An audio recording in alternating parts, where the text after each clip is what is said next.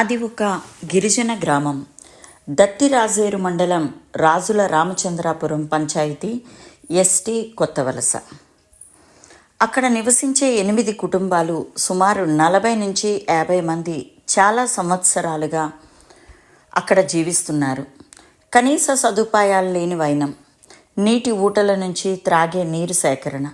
ఈ మధ్యే కలెక్టర్ గారి చొరవతో బోర్ కొట్టించారు. 16వ తేదీన వెళ్ళి అక్కడ సర్వే నిర్వహించాం.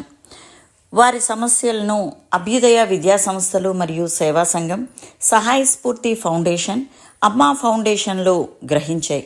కరెంటు లేదు, అంతా చీకటిమయం. ఇప్పుడు ఆ చీకటి జీవితాలకి వెలుగు రాబోతోంది. వారి జీవితాలలో వెలుగును తీసుకురావాలనే ముఖ్య ఉద్దేశంతో వారికి కరెంటు సదుపాయం కల్పించాలని ఉమ్మడిగా నిర్ణయం తీసుకున్నాం.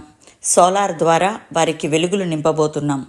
అదేవిధంగా అక్కడ నివసించే పిల్లలు చదువుకోవటానికి రోజు 4 నుంచి 5 కిలోమీటర్ల వరకు నడుచుకుంటూ వచ్చి వెళ్తుంటారు.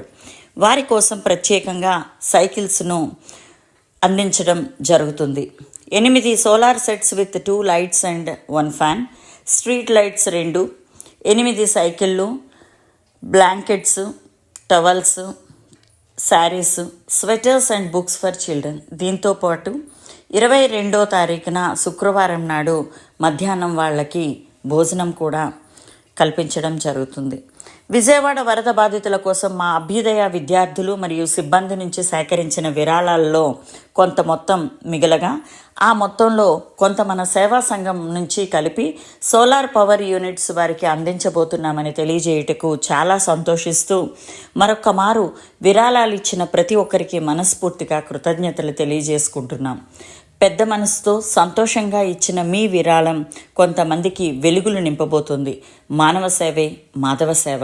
సర్వేజన సుఖినో భవంతు. ఇట్లు మీ నాని శారద, అభ్యుదయ ఇన్స్టిట్యూషన్స్ అండ్ అభ్యుదయ సేవా సంఘం.